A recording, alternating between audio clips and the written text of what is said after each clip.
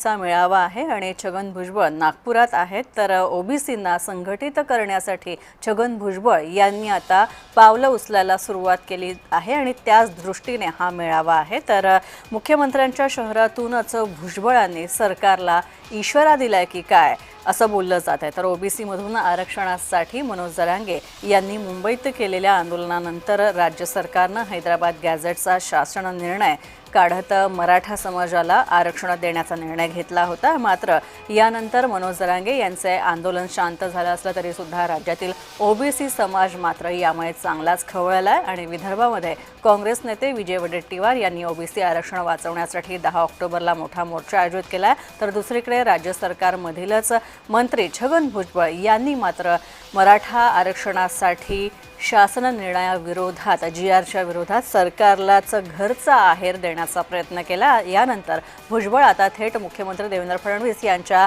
नागपुरातूनच OBC आरक्षणासाठी सरकारला इशारा देऊ पाहत आहेत।